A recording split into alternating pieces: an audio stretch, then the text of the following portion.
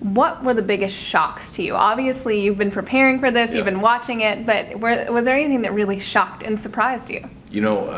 Whenever I would put the races down on paper or a dry race board or something and list them out, I could get to about 57.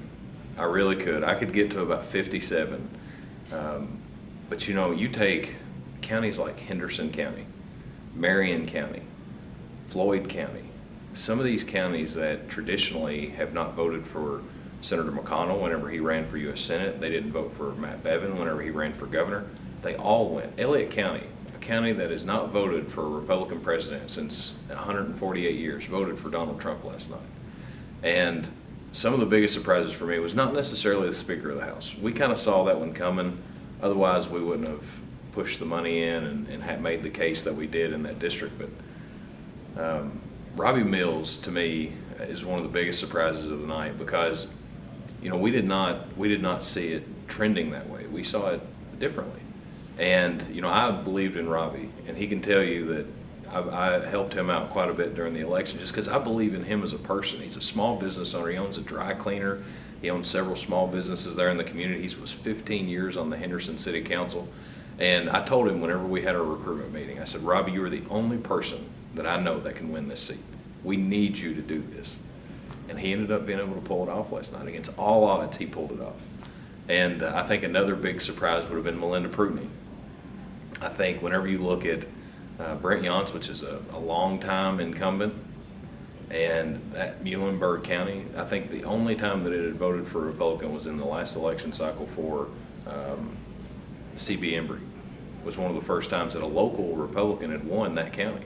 And Melinda, it was kind of neat to watch her progress through this cycle because, it was one of those seats that was kind of in the second tier, third tier maybe that we were kind of looking at, but we knew that she had the fire in her belly to make this run. And so we started pushing her a little bit, showing her how the campaigns are supposed to be run, the different practices that you can use, getting her connected with people that can help her. But really, she just worked it.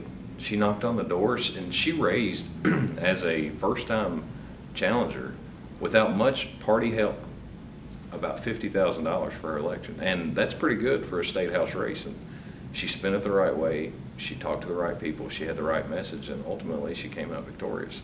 And some of these surprises are coming in, and people are, they're attributing this to the Trump wave that caught across the nation. But something that I don't want people to forget is that we had been preparing for this since 2014, and we do give a lot of credit to Trump and the movement that he had running across this state, the angst that people had put in mind. But there's a lot of people that worked really hard for a long time on this, whether it be at the state party or whether it be these candidates or volunteers across the state.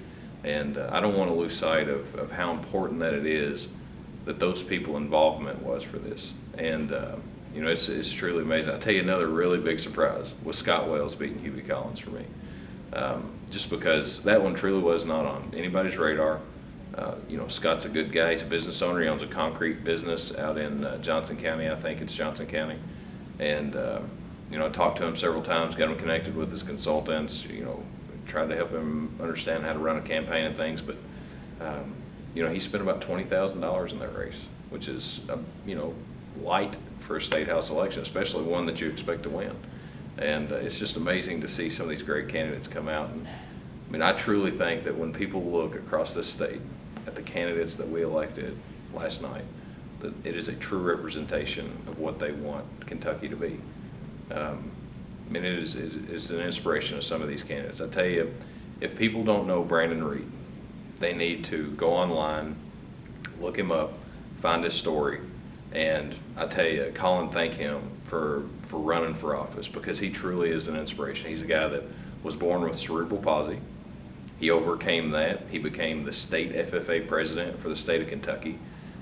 He went in and worked for the AOC. He had on-the-job brain injury, came out of that, worked his way back. He ran as a Democrat against Dodie Sims about 10 years ago and lost, and then came back to the political arena and last night was victorious. This is an inspirational story, and if anybody ever gets to meet him, he'll make you smile, he'll make you feel good when you leave. He's an evangelist now, he's a preacher, and he's got a beautiful wife and I think 2 kids, 2 daughters, I think.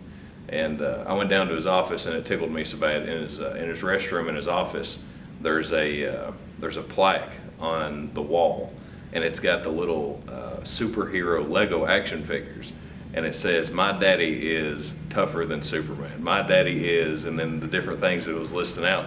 And that's truly what Brandon Reed is. I mean, he is an inspiration. I can't wait to serve with him.